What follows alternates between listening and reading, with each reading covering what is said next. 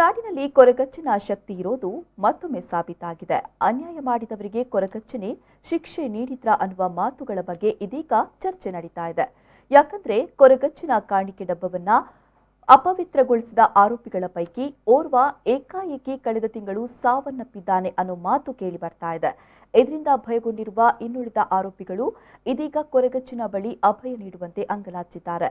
ನಗರದ ಎಮ್ಮೆಕೆರೆ ಸೇರಿದಂತೆ ಹಲವೆಡೆ ದೈವಸ್ಥಾನಗಳಿಗೆ ತೆರಳಿ ಕ್ಷೇತ್ರವನ್ನು ಅಪವಿತ್ರಗೊಳಿಸಿದ ಆರೋಪಿಗಳ ಪೈಕಿ ಒಬ್ಬಾತ ಮೃತಪಟ್ಟಿದ್ದು, ಉಳಿದ ಇಬ್ಬರು ಆರೋಪಿಗಳು ಕೊರಗಜ್ಜ ಕೋಲೋತ್ಸವದಲ್ಲಿ ಕ್ಷಮಾಪಣೆ ಕೇಳಲು ಬಂದ ಕುತೂಹಲಕಾರಿ ಘಟನೆ ನಗರದ ಎಮ್ಮೆಕೆರೆಯಲ್ಲಿ ನಡೆದಿದೆ.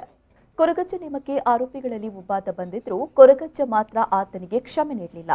ಈ ಕ್ಷೇತ್ರದಲ್ಲಿ ಬಬ್ಬುಸ್ವಾಮಿ ಪ್ರಧಾನ ದೈವವಾದ ಕಾರಣ ಅವನ ನೇಮೋತ್ಸವದಲ್ಲಿ ಈ ಸಮಸ್ಯೆಯನ್ನ ಇಟ್ಟು ನುಡಿ ಮತ್ತು ಕ್ಷಮಾಪಣೆ ಕೇಳಿ ಅವನೇ ಈ ಸಮಸ್ಯೆಗೆ ಪರಿಹಾರ ನೀಡಲು ಸಾಧ್ಯ ಅಂತ ನುಡಿಕೊಟ್ಟಿದ್ದಾರೆ.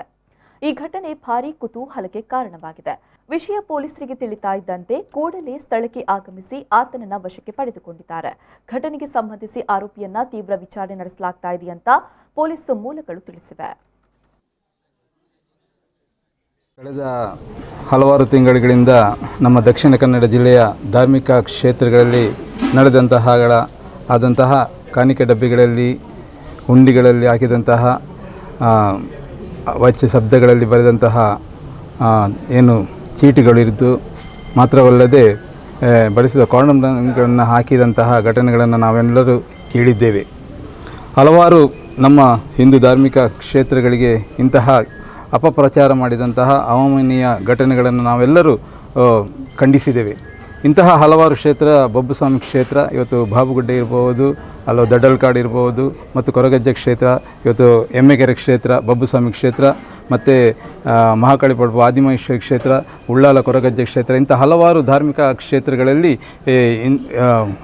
ಬೇಡದ ವಸ್ತುಗಳನ್ನು ಹಾಕಿ ನಮ್ಮ ಹಿಂದೂ ಬಾಂಧವರ ಭಾವನೆಗಳಿಗೆ ಧಕ್ಕೆ ಕೆಲಸ ಮಾಡುವಂಥ ಕೆಲಸ ಕಾರ್ಯಗಳನ್ನು ನಡೆದಿದ್ದದ್ದು ನಾವೆಲ್ಲರೂ ತಿಳಿದಿದ್ದೇವೆ.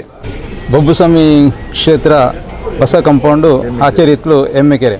ಇಲ್ಲಿ ಕಾಣಿಕೆ ಡಬ್ಬೆ ಹಾಕಿದಂಥ ಸಂದರ್ಭದಲ್ಲಿ ಇಲ್ಲಿಯ ಬಬ್ಬುಸ್ವಾಮಿ ಮತ್ತು ಪರಿವಾರ ಶಕ್ತಿ ಯಾವ ರೀತಿ ಕಾರ್ಣಿಕ ತೋರಿಸಿದೆಂದರೆ, ಯಾರು ಆ ಕಾಣಿಕೆ ಡಬ್ಬಿಗೆ ಹಾಕಿದ್ದಾರೆ ದುಷ್ಕರ್ಮಿಗಳು ಅವರ ಬೆನ್ನಟ್ಟಿ ಅದು ಅವರ ಹಿಂದೆ ಹೋಗಿತ್ತು. ಅವರು ಸ್ಕೂಟ್ರಲ್ಲಿ ಹೋಗುವಾಗ ಯಾರು ಕಾಣಿಕೆ ಡಬ್ಬಿಗೆ ಹಾಕಿದ್ದಾರೆ ಅವರು ಸ್ಕೂಟ್ರಲ್ಲಿ ಹೋಗಾಗ ಅವರ ಹಿಂದೆ ಅದು ಹೋಗಿ ಅವರಿಗೆ ಉಪದ್ರ ಕೊಟ್ಟು. ಮತ್ತು ಇಲ್ಲಿ ಏನಂದರೆ ಹಲವಾರು ದೇವಸ್ಥಾನಗಳಲ್ಲಿ ಪ್ರಾರ್ಥನೆ ಮಾಡಿದ್ದೇವೆ.